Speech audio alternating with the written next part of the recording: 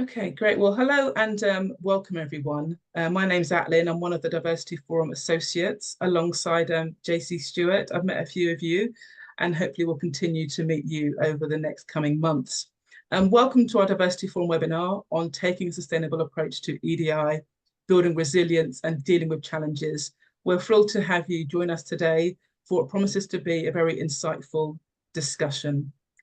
At the Diversity Forum, we believe that building a truly inclusive social investment sector requires a long-term commitment to EDI principles. It's not just about addressing immediate challenges, but also about creating lasting change that empowers everyone. Our webinar series is designed to provide practical support on a range of topics, which have been developed based on your feedback. We'd love you to take in these sessions to share your experiences so we can build best practice across the sector and gain the benefits of peer learning. So if any of you would like to take part in future sessions, please do DM myself or JC, and we'd love to schedule you in. As you can see on the screen here, we've got one in October, November and December, and they're covering a range of topics. So it'd be great for us to share some more case studies from the different social investors and our signatories, and potentially even those social entrepreneurs as well, to get the best by sharing experiences together. And so today's session, we're going to delve into the strategies and approaches that can help organizations foster a culture of inclusivity, resilience, and sustainability towards the EDI and to support their progress. We'll hear from our esteemed panelists who will bring a wealth of experience and insights to the table today. You can see the agenda there on the screen. I'm just doing this short welcome and then we'll be handing over to Nick. And then we've got Paulina and Trishna, who we're so pleased to have on the session today, who are going to talk through their experiences. And as I mentioned, the Q&A session, we'd really love to have your questions to our panel and for you to share your thoughts on any of the points that are discussed today. So many of you will know Nick, who is... we'll know Nick, who is the Chief Executive for SIB, Social Investment Business, and is also a member of our Diversity Forum panel. Steering group, sorry, I'm just getting a few notifications here, so forgive me. This again, these AI companions are asking me questions. The AIs are trying to take over and they're throwing me off, so forgive me. Nick is also on our Diversity Forum steering group. And we've also got Patricia. Hi, Patricia. It's great to have you here. She's also on our steering group as well. And then Paulina is the program manager at the Social Tech Trust. And then Trishna is the head of investment of Growth Investment Fund and also Unlimited. So to kick off the session, I'd like to turn to Nick. Nick, as I said, is the leader at the Social Investment Business, and is an integral part of the sector. So it'd be great to kind of get his thoughts to kick things off. Nick, why do you think taking a long-term approach to EDI is so crucial? And how can we as a collective support each other? And what role does the Diversity Forum play in this? Thanks, Atlin. And hi, everyone. Oh, you can hear me? Okay. People are nodding. Good. I think first up, it is a long-term journey. So part of the reason for taking a long-term approach is simply it does take quite a while, actually. It's not to say we can't make changes quickly or embed things or make movement, but actually to really drive stuff and embed it in the organization, both culturally and in terms of whatever else you might be changing in terms of personnel or process. It takes time, so we need to do that. It also is one that constantly evolves as you learn more as an individual, but as your organization learns more and as the landscape changes around us. So I think, we each take kind of different organizational priorities as well as things evolve. So the reasons for taking a long-term approach are really also really important.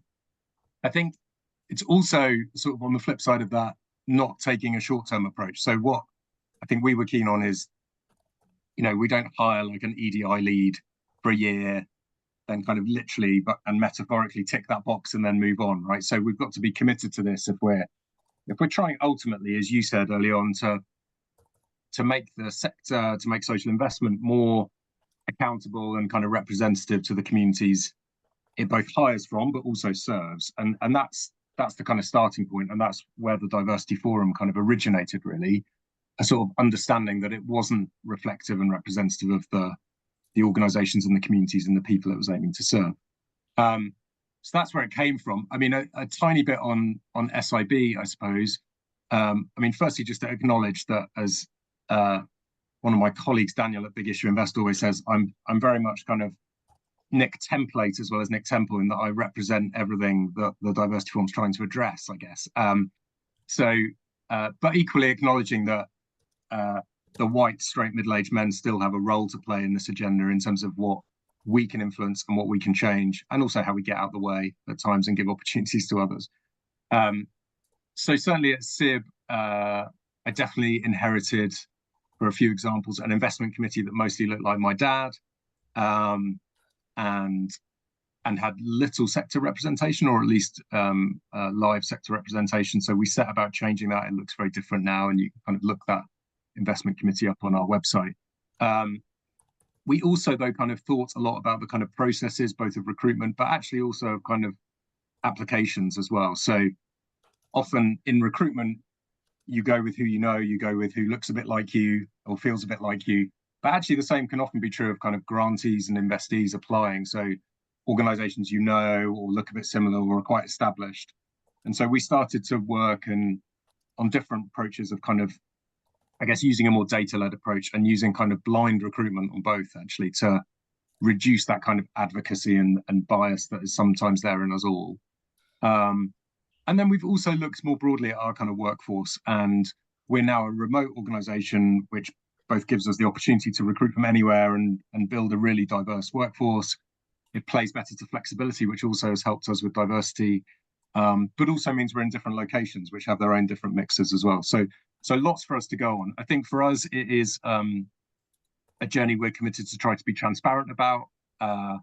So we'll report on it both in our individual organizational reports from the internal perspective, also continue to do so from the external perspective, where, you know, we've had funds that didn't do very well, for example, in terms of Black and minority ethnic leadership being represented in that mix, and we've taken steps to address that, and successive funds have proved more successful. That was quite intentional. It required design, it required getting partners, it required a lot of hard work. And again, to your earlier point, Atlin, a lot of that takes time and it takes commitment.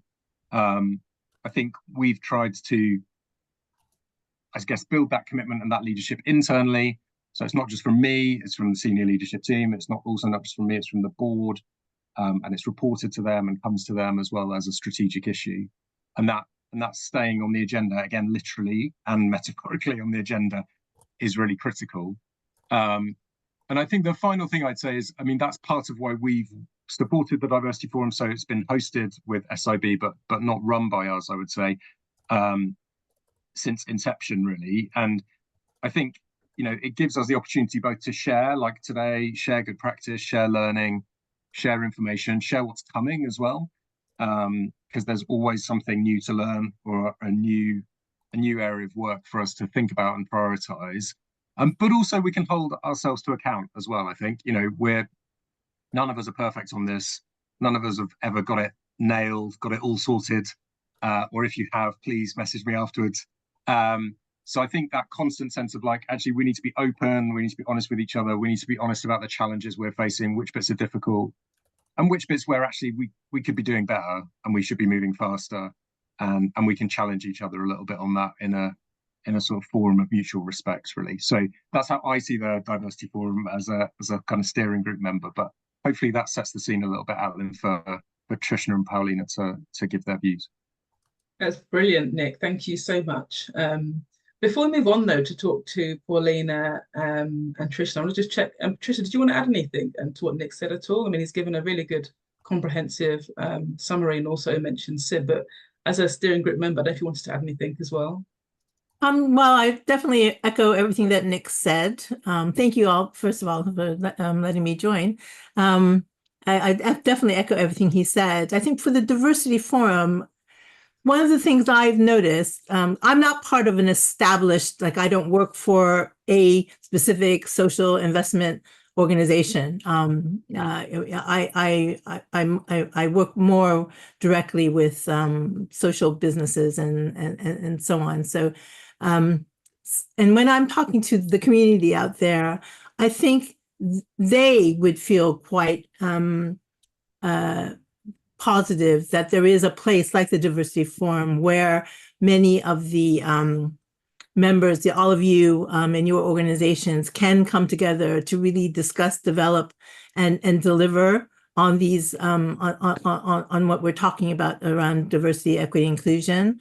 I think sometimes they feel that things are fragmented, so that whenever there can be a gathering, a collection, a bringing together of people to share, exchange best practice and exchange experiences, I think the community outside of our worlds, I think the more they know that happens, I think the more encouraged they will feel. So yeah, I'm very grateful for these webinars and these opportunities to get together.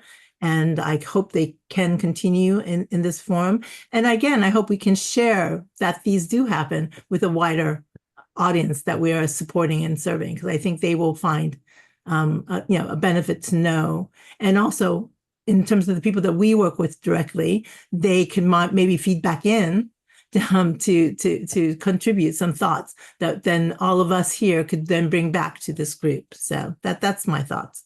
Thank you. Oh, thank you, Patricia. Some really valid points there. I really appreciate that. Thank you so much. Okay, so let's move now and kind of get stuck into the Q&A bit. But thank you again to Nick and to Patricia for that. So Paulina, we're going to start with you. You've been actively involved in promoting diversity and inclusion within the tech for good sector. Could you share a specific example of how the Social Tech Trust has successfully integrated EDI considerations into your investment decisions or programs? Sure, thank you for this question, Atlin, and I'm happy to be here today. So as you've mentioned, Social Tech Trust is specifically working on a world where social transformation drives technology, and we kind of see EDI as being at the forefront of technology development. We only think that then we can move to a fair and sustainable future.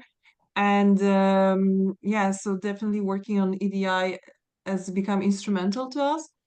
And I would say that there are EDI considerations that happen well much earlier before the investment decision, but also after the investment decision. So I think in our work, what really helped us are the different equality impact investment strategies, and seeing as well which one kind of aligns to our organizational goals. So in our organization, we really took the approach of looking at organizations, social enterprises that can drive equality through as an outcome, and really seeing how we can support them. So we really kind of started listening to the funders, understanding, what could we do to support them better. And one of the things was as well thinking about the type of capital investment instruments that would fit their business model. So, really listening to funders and seeing how we can support them. So that was one thing, but we also got very much interested in the equality transformative potential. So potential of solutions to disrupt the repeating cycles of inequalities for their products and services. So we really went on a learning journey to understand, what are the early signs and how we can identify them. So we've done a learning project on that, on the early characteristics of equality transformative ventures. We implemented this in our selection process of the ventures, and it allowed us to make first investments into venture that we see they have the potential of transforming the equality. So not just reducing the consequences, but actually creating an alternative where, it doesn't happen in the first place.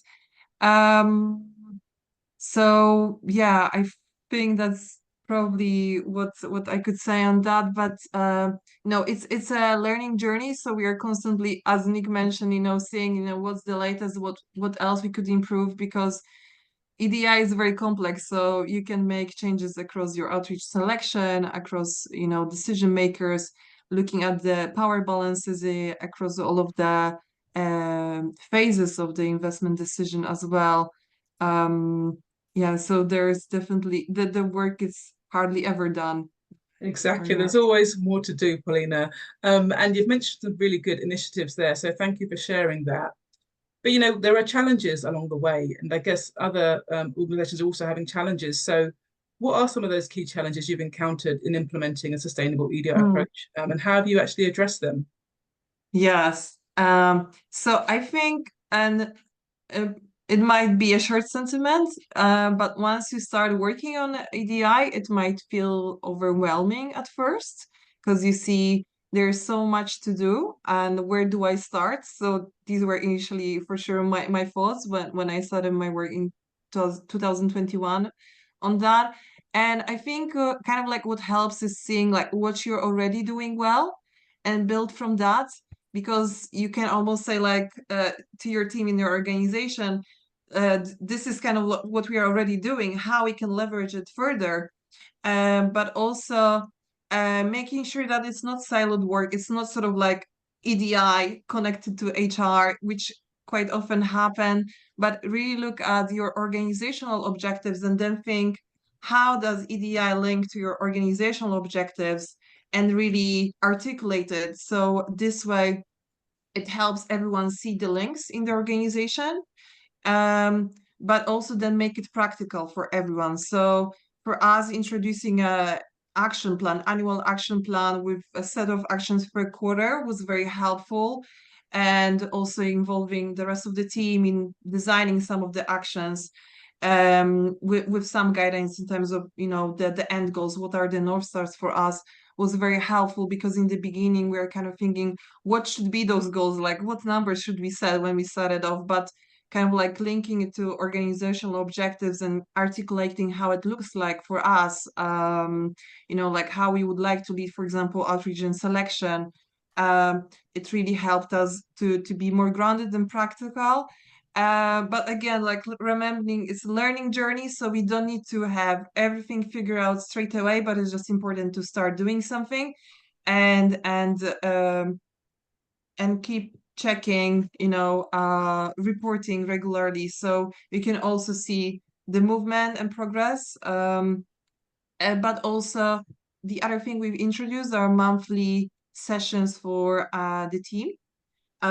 So it really started opening some conversations with the team members and just discussing it, and kind of framing it as a learning journey. So we kind of had, regular monthly session for over a year with the team, and it really just helped, bring it at the forefront of mind of everyone's. And it was a bit like what we are trying here, right? Like sharing, what we're doing and how we're feeling with it, and what's working, what we are unsure about, and discussing it together. So. Great, Paulina. So those team discuss, is it everyone in the whole team that does that, or is it just certain people, or everyone's invited? Yes, everyone. We are quite a small team as well. So I must say that's kind of like our advantage. It's quite easy to organize it then. Okay, appreciate that. Thank you, Paulina. And if anyone's got any questions for Paulina, please do, hold them for the Q&A at the end, or you can also put it into the chat there. We've had some questions already, and we'll go back to those at the end of the panel discussion during the Q&A session. But thank you, Paulina. That's really some great insights there. Appreciate that. Okay, so we're going to move on now to Trishna from Unlimited, which plays a vital role in supporting social entrepreneurs. And Trishna, can you tell us about any specific initiatives that Unlimited has undertaken to promote diversity and inclusion within your portfolio and the wider network? Yeah, and I guess I've got kind of two hats on, right? I've got my Unlimited hat, and Unlimited provides grant funding for early stage social enterprises, as well as kind of investment, so social investment for social entrepreneurs, and then I'm also representing Growth Impact Fund here as well. So forgive me if I'm trying to kind of wear both hats at the same time while I answer some of these questions. I think it's really important, particularly the role that I play on the Growth Impact Fund, which is leading the portfolio management team, to think about our role as social investors and as providers of capital as more than money. I know this is a phrase we either have all used or we've all heard. It's coined in the sector and it's kind of used a lot. But I do think it's really important when we think about EDI and like different EDI initiatives. One of the ways in which we're really trying to embody this more than money kind of attitude and approach with Growth Impact Fund is kind of, because the fund really focuses on the most marginalized, kind of diverse entrepreneurs who have experienced the most barriers. To be honest, before even getting investment, they've experienced tremendous barriers. They might have lived or learned experience of the inequality that they're trying to create solutions for, and getting their businesses off the ground is often really, really challenging. And so it could be perceived as, once they've gotten the money, okay, they can like relax and like they can just get started on moving forward with their business and scaling. But the reality is that actually for so many of these earlier stage organizations, once you become part of the portfolio, it kind of unearths additional sort of needs and support needs. And we're really lucky at Growth Impact Fund that we have some budget to provide grant funding at a post-investment support level to address these historic sort of systemic barriers that many of these entrepreneurs have faced, whether that's not having access to the right advisory board members or board members generally to be able to help them to grow and scale and kind of share the burden of the growing and scaling with someone else besides themselves. Maybe they don't have access to the right networks, or they don't have opportunities to kind of pitch, you know, procurement models to corporates and things of that nature. And so what we try and do both at Growth Impact Fund and Unlimited is kind of increase access to the kind of right people and the right information and the right networks of folks, whether that's through kind of grant funding and providing leadership training. We love to use this phrase, kind of transitioning from founder to CEO. And so many of these entrepreneurs have all of the qualities and the sort of and the drive and the passion to be able to make that transition, but just need a little bit of support to be able to do that, while they're also trying to do something hugely transformative to their business as well. So it's the sort of personal growth and business growth kind of concurrently can cause challenges, and what we want to do is try and help them with that.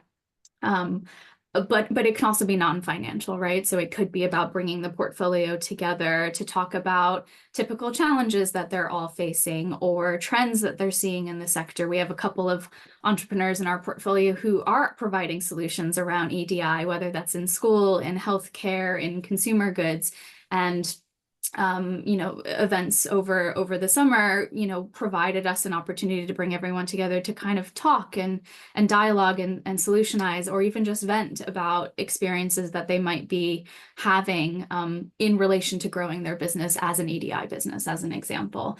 And so I think when we think about kind of the value add of the capital that we're providing, and as social investors, I think it's really important for us to think about, what does that post-investment wraparound support look like in the context of equity, diversity, and inclusion as well. Yeah, that's such a great point. I think it sounds fantastic, the support that you're providing. And I certainly resonate with many of the things that you just mentioned there. So I'm really pleased to hear that's something that you're offering to the people that you're investing in. It sounds really positive. Can I ask another question in relation to how you measure the impact of these initiatives and ensure that your EDI efforts are making a tangible difference? I'm sure they are, but how do you measure that?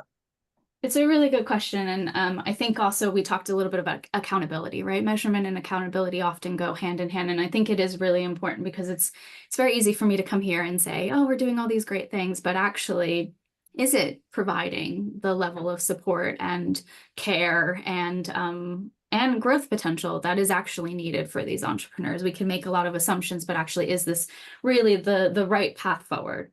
I say right in air quotes, because we know that there isn't always a perfect solution. And you know what? The best way to kind of learn and also track progress is to talk to the entrepreneurs themselves and get feedback from them about the initiatives that we're putting together, ideas about things we might change. Paulina, you talked a little bit about getting the team together to do learning. We also do that, and I think it's hugely helpful for a couple of reasons. Our team currently at Growth Impact Fund we're not really split into two different categories. We do everything together, but if you were to kind of reduce our roles to kind of specifically what we do. We've got a portfolio management team and we've got an investment team. So the investment team focus on the due diligence and like getting people through the pipeline, and the portfolio management team kind of bookends the process, if you will. We think about outreach, we think about pre-investment support, and we think about post-investment support, and actually bringing both of those teams together to reflect on, one individual entrepreneur's user journey, if you will, from start to finish, and saying, okay, how could we have improved that experience for them? And also, how do we get feedback from them so that we can make micro changes along the way? To Nick's point, it's sort of a marathon, not a sprint, right? There are going to be short-term, kind of easier changes that you can make right away. If an entrepreneur says, actually, that rejection email or that explanation email wasn't very helpful to me, you used jargon that I didn't understand, and it made me feel really like I didn't know what I was doing. That's a quite easy fix. And then there's going to be the longer term changes around, I really didn't understand what different investment products were available, and I needed to do a lot of background learning myself. How can we as a sector do a better job of disseminating that information to the sector, so that when people come to us, they come to us confident and informed and frankly able to advocate for themselves as well. So learning as a team is a really important way for us to be aware of those challenges, but also to talk to the entrepreneurs themselves about what challenges they are facing. I would say a couple more things around monitoring and evaluation, and I have to admit that's like not my strength necessarily. But I've learned a lot from our impact teams. And I think the first thing that we often talk about is the so what. So when we're thinking about what data we're collecting, we want to understand, why do we think that this is important, and what will it help us to better understand about ourselves, but also communicate out to the sector. So I think that's a really important way to keep us accountable.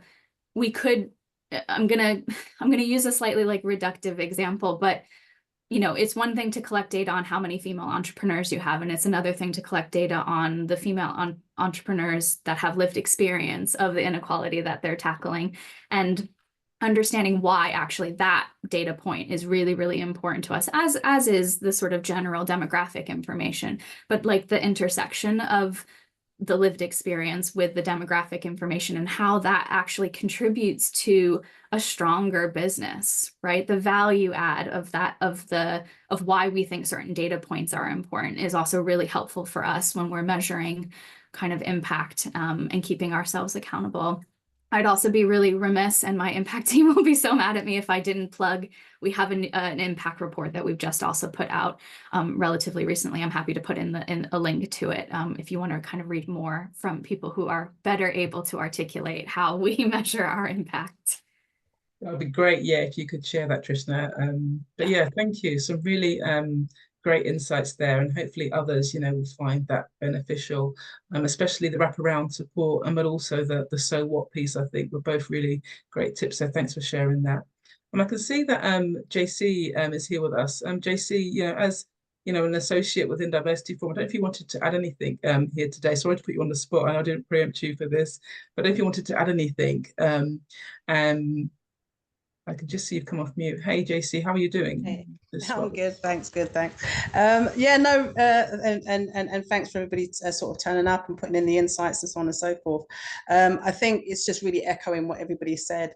But I think the main thing is it is that journey. And I love the way how, all of our guests have kind of just described their journeys. And if they're describing their journeys from, a high level sort of strategic point of view, then that translates to social enterprises who are also on their journey, following on from what Trishna was saying, in the sense of, I didn't know, I didn't know this, or it was this jargon, or it was that. So I think it's just a case that with the Diversity Forum, it's about trying to take everybody within the sector, around the sector, through that journey of ED&I, and understanding that it is a journey. And the best way that we're able to kind of come together with this is to just start, and not to kind of also beat ourselves up about where we are on that journey. But just to be able to say, well, and for the Diversity Forum to celebrate the start. and you know, the opportunities for these webinars, for the champions, for the one-to-one support that you're able to provide, Atlin, in terms of, you know, the signatories. It's just really all about, you know, all of us sort of going on that journey, learning from that journey, taking those amazing, brilliant case studies that the Diversity Forum intends to kind of, you know, showcase and highlight, and let's go in it together. And I think Nick, Trishna, Pauline, I think you've both said it. There's no finite answer. But it's about, you know, it's about culture, and it's about the different cultures within the different areas in which we work, and how we define that culture using different various D&I strategies. Unlimited's got a great strategy, Social Investment Business, you know, got a great strategy, Diversity Forum, you know, all of this, and it's just about us learning. Thank you, JC. Yeah, that's so true. And I guess the other thing that, you know, we spoke about today were the challenges, and that we know there are going to be challenges along the way, but also building that resilience, that commitment. Once you have that strong commitment, I feel that, you know, you are prepared for that journey, as opposed to facing a challenge and feeling like you want to kind of give up. It's expected to meet challenges, and we should be able to support each other through those. Yes, Paulina. Thanks, Atlin. I just wanted to add something to what JC mentioned about the different strategies. Like, for me, it's probably like, don't just go and try to, like, okay, they're doing it well, I'm just going to copy and do it exactly how they're doing it. Like, really tailor it to your organization. I think that's maybe one of the key things in terms of like how to keep it sustainable. It's kind of like, look at the learning, but then kind of think like, how does this translate to your organizational culture as well, and, you know, your company vision as well? What was the link there? So it actually feels more natural than forced. Yeah, that's really, really a good point. Everyone has is in a different space and in a different part of the journey that's mentioned. So maybe different approaches will be relevant, but you can certainly learn from others and take insight from that. We've had a couple of questions. We're going to go into the Q&A session, and while people prepare, you can put your hands up to ask a question. I'm just going to go through the questions that have already been posted in the chat. And so we had one from Alex, and he says to Nick, you mentioned there being links between flexibility and diversity. Could you elaborate on what those links are and some examples? I think Nick may have answered, but we'll come back to that. I don't know, Nick, if you wanted to actually... No, I've done it really. I mean, just, I suppose, yeah, diversity in the broader sense, both geographical, obviously, because we can recruit from anywhere.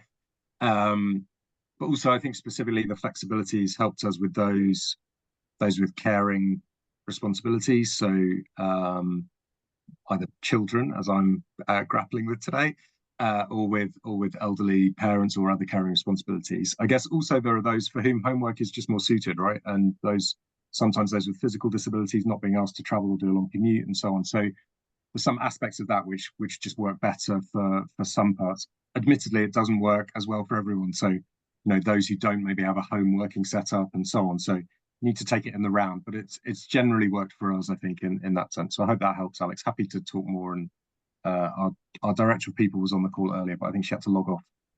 But happy to help if we can. Great, thank you, Nick. And then the next question was from Ed. Ed, do you want me to read it out, or did you want to say your question if you're happy to do that? Well, I think Nick he's given me all the answers I need. So, Okay. but I'm happy to read it out if that's helpful. Yeah, please, that'd be great. I was just interested because Nick said something about the first fund was less successful from an EDI outcome perspective than subsequent funds, and I was interested to sort of go down a level and find out, well, what exactly changed between those different funds to give the different outcomes. And yeah, over to Nick. He's written the answers.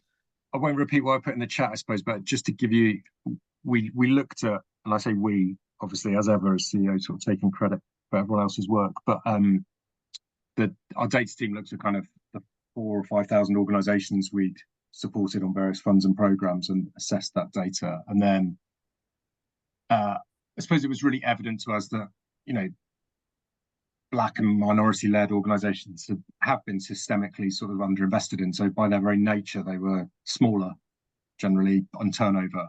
And so the very first, simplest change was turnover threshold and lowering that for those groups.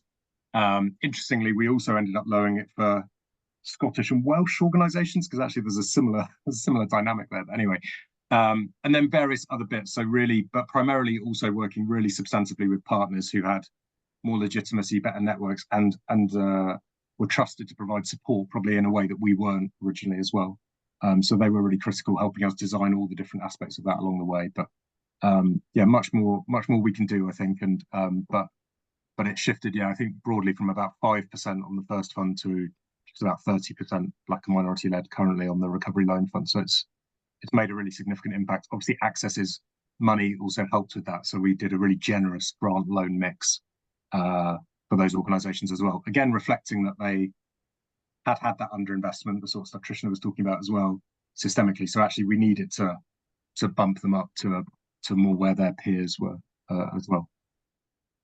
If I could just build off of what Nick said, like that feels really, really aligned as well with like some of our thinking around growth impact funds. So like really looking at your data and figuring out what your data is telling you, rather than trying to like, you know, say, oh, well, they don't fit what we do. It's actually, well, we maybe need to become more fit for purpose for what they need, and making that transition, whether that's maybe our application process needs to be a little bit more it sounds counterintuitive, but actually more detailed in some ways, so that you can be really honest with people about whether or not they fit the fund or not. I think we heard a lot of feedback from folks saying, actually, we kind of want to be rejected sooner rather than later, rather than you waste our time, so that we know we can go to somebody else.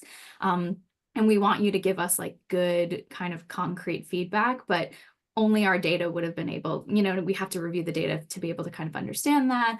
Or similarly, kind of changing our approaches to what we put in our investment papers, and sort of, rather than focusing on either lived experience or lack of quote unquote kind of like commercial or professional experience as a risk mitigant, like something we have to mitigate against. Actually, we've changed our language to say, well, this is actually an asset, and here's the reason why. It's because they're connected to their community. They know the challenge, they know what the solution should be, and actually they're better positioned to implement this strategy than anybody else. And so for some of it is also, for us, is about like rearranging our language and our values to say, actually, we value this in a way that maybe we didn't value this in the past. Yeah, and I think that's such a valuable thought process with regards to ED&I, because again, I think maybe kind of societal norms in terms of seeing some of those things you mentioned there, Trishna, as negatives as opposed to positives, and really, you know, kind of spinning it on its head, really, and taking that approach sounds really positive. So thank you so much for sharing that, and hopefully others will take that on board as well. Trishna, you've got your hand out.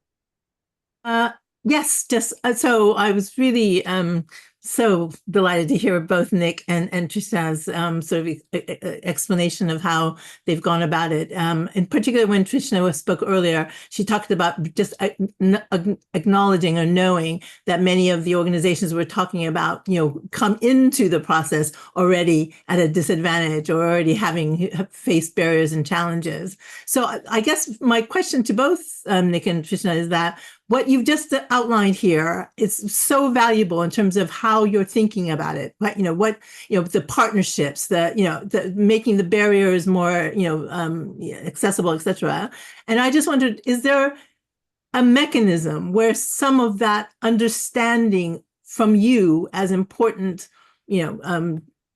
providers of support in the sector could be more generally shared out to the community in an era when so many big folk are stepping back from DEI, and it would be such a positive step, I think, for people to understand how you have come to the learnings, how you have seen what was going on, and made these adjustments, these partnerships, these collaborations. I think it's really valuable to share that.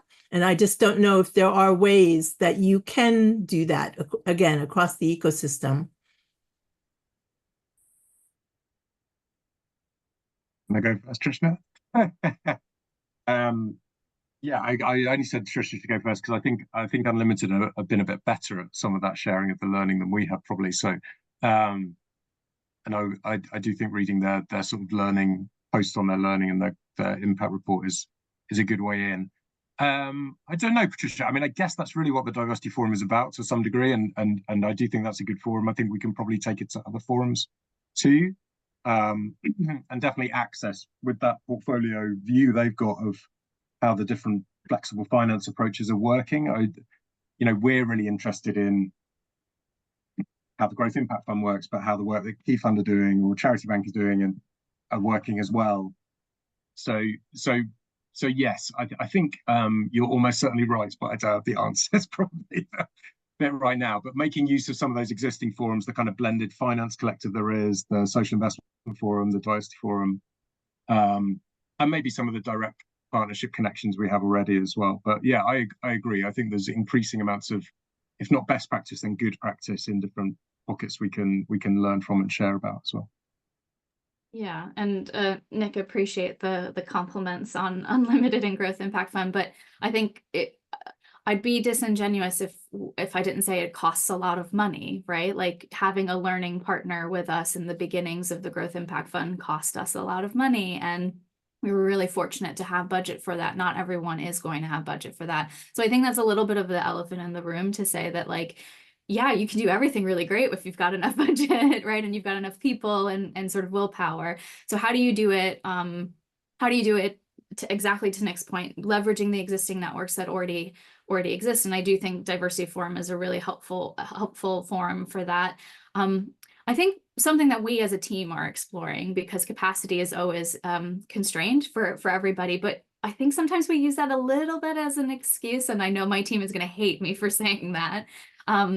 Because actually, there are actually really quick sort of social media things that and look, I'm terrible at social media, so I should probably be the last person to suggest this, but like little clips where we record ourselves on our phone and post it on the website about, like, this is the definition of this term, and just like making sure that we're disseminating, like, de-jargoning language, disseminating information in a way that maybe is a little bit more digestible than long learning reports, although we love them and they're really good for us as a sector. It's about then translating some of that to the entrepreneurs that really just, they don't have much time to digest all of that, or build that trust with us, to be completely honest. And so how do we build that trust with them in a quick, sort of snappy, exciting way, that maybe leans a little bit more Gen Z, even though I'm a millennial and that makes me very nervous, and kind of gets people engaged at a much kind of faster pace and frankly cheaper as well.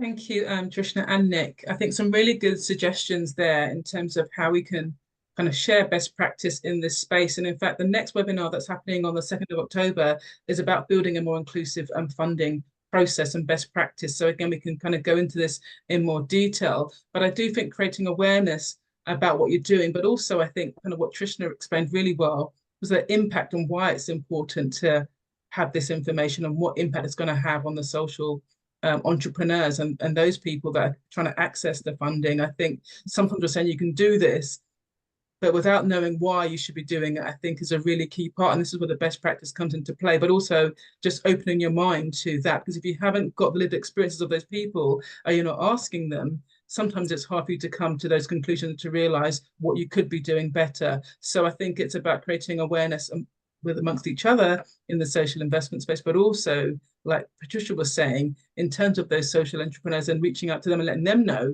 that this system isn't as hard as they may think it is, because I think that can also be a barrier. So basically, it's better communication all around. And the Diversity Forum, myself and JC and the steering committee will definitely take on board your feedback and see how we can also support and help to share the message more, because I do think what I've heard today is really exciting and interesting. I'd love to see more social investors kind of finding ways in which they can implement some of the things that are being suggested today. Paulina, over to you. Yes, thank you. If I might add just to Patricia's question and what Nick and Trishna mentioned, I think another way is any partnerships you're doing, any supplier that you're engaging, just model what you've learned.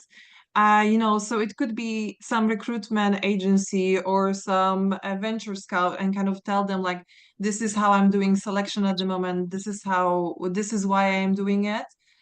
So they kind of learn with you and can apply the learning that you've already built in your organization are really great ways.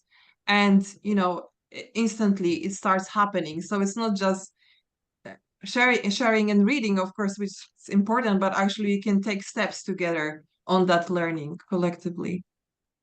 Yeah, brilliant. Thank you, Paulina. Ed has got another question here, another really good question. Did you want to say it, Ed?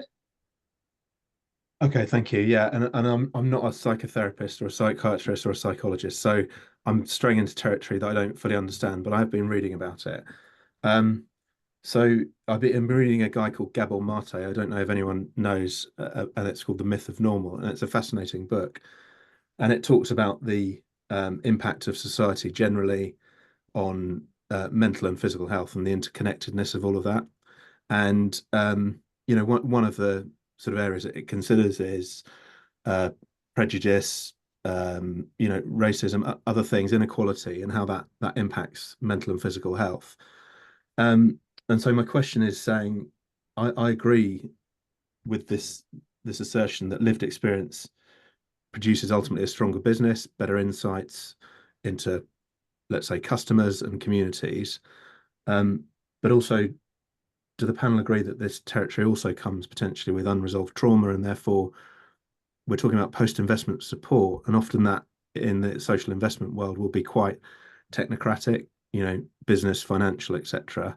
How much, to what extent do you think that post-investment support is needed to be around the person and recognizing that they are human and therefore fallible, as we all are? Great question. Anyone want to take that one on?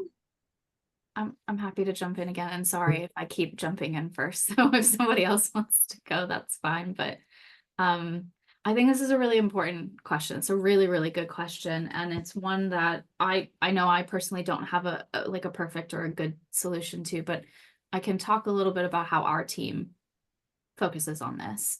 And I think there's sort of a dual protection that kind of often needs to happen, both for the team member that's working with the individual who might have that unresolved trauma and the entrepreneur themselves. And what I find myself kind of coaching or recommending to our team is that I think it's really important for boundaries within the post-investment support to be focused on the business, but to translate that business or technical support that you referenced, Ed, to channel it or to package it within the lens of understanding that that person that you're speaking to is a human being. So I think sometimes we as social investors, if somebody's missed a payment and you're like, oh my gosh, okay, they've missed a payment, that's a lot of headache and admin, and why did this happen, and what's going on, and are there any red flags, and all this kind of stuff.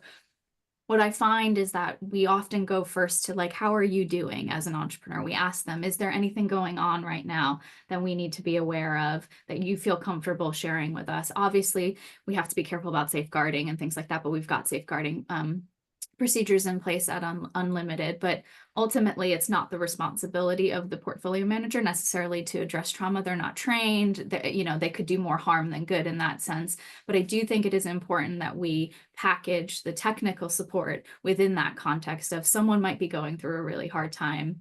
Someone's business might be their entire identity because they have lived experience and because they're so connected to the cause and the passion behind it, that any sort of critical feedback could be taken really badly. So how do we actually build that trust and talk to entrepreneurs about failure, about change, about evolving, about things not quite going right the first time around? And a lot of that for us is about the trust building and the working really closely with entrepreneurs and kind of meeting them where they are, but still creating those boundaries around what our role is supposed to be in that relationship. Great, thank you, Trishna. Anyone else want to add to that? We've got another 9 minutes left. If no one wants to add anything more. A little, Alan. I mean, Ed, I sort of agree with much of what Trishna said. I mean, I think there's a reason we also call them relationship managers and not investment managers, I guess, which is part of this. I mean, I think the lines are quite important. So I think it is about that sort of understanding, and the understanding you're bringing is not just a technical social economy, social investment understanding, but an understanding of, the context in which that's landing. I mean, equally though, there are people who might not have been classified as lived experience, which is a whole other conversation, another debate for another time, Alan, who might also be going through a whole load of stuff. as I'm sure you will find, both within, equally within our teams as well within our investee portfolio. So I think it's a more general approach for us in terms of like, there are human beings on the end of some of these decisions, positive and negative, and landing that in the context, and also in the context that you don't know what else is going on in their lives around them, really. And yeah, I would hesitate to say any of our relationship managers are probably trained up to address some of the things you put in the chat, but they can at least kind of, I guess, to bring it back to how we think about it. Our first value is to put people first, so both internally and externally. So I think that's the way we would frame it. Ultimately, we're not in the business of kind of shutting organizations down and making people miserable. That's not why we were set up. It's not what we want to do. So I think it's placing it in that wider context, I think. But it's a really interesting one, and I think interesting for us to think about, particularly in that post-investment support as well as pre-investment support as well. I'm not sure we've got that entirely right. So I'll have a bit of a mull on that one. Thank you. It's useful. Great. Thanks just again. quickly, Sorry, just quickly. quickly. Go for it. Yes, thank you very much for your question. And I think it's super important because this sort of like lived experience, we say it's trauma.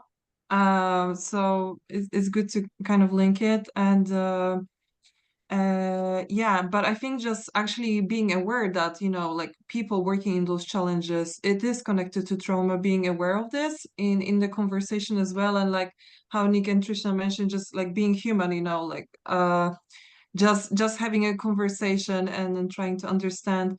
In one of our accelerator, we also started providing well-being support for our funders. So we don't necessarily, say anything like about trauma, but kind of like broadly well-being. So this is the first time we are doing it. So I'm curious to find out like what would be the end feedback, but so far it's positive. Brilliant to hear that. Yeah, that well-being is definitely something I'm sure they would find beneficial. So yeah, let us know about the feedback from that, Paulina. That'd be great to know. And also in the chat, Olivia shared the link to the Good Finance Jargon Buster. So again, communication and language is always really important. So if anyone's looking for some guidance in terms of a language to use in terms of making it accessible to everybody, that's also a really good resource to use as well. So I just want to say, again, a big thank you to everyone for joining today. I really appreciate that. But also, if anyone wants to take part, let's just check if you can see the right screen. Can you see the webinar screen? Yeah, I think you can. If anyone wants to take part in any of our future webinars, we've touched quite a lot today on the funding process, and we're going to delve into that in a lot more detail in our next webinar. And so if anyone has got any really good examples that they want to share or any challenges that they want to share, again, that's what the space is all about, then please do drop myself and JC a line and we can, get you to join that session and share your thoughts. But also through our one-to-ones, we know that recruitment's also a big one, and that was mentioned today as well, but also not just your teams, but also your board recruitment and diversity. So we've got that coming up in November. Is that okay? Can you hear me okay? And then in December, around inclusive leadership and the role that executives play and your board plays and role modeling inclusive behaviours to kind of bring about more inclusive cultures within your organisations as well. So we're going to touch on those topics over the next couple of months. So if you want to get involved, or please do register. We've had a great turnout today and we really appreciate that. We'd love to see all of you and more of you joining the next coming sessions as well. And if you'd like to have a one-to-one with us, if you haven't booked in already, please do that via our Calendly invite, or you can drop us an email through the Diversity Forum, and we'll pick that up and try to respond as quickly as we can. But thanks again, everyone. It's been an absolute pleasure today, and thanks for all the people who took part. It's been great to have those insights. So take care and have a wonderful week. Thank you. Bye-bye. See you all. Take care. Bye-bye now. Bye.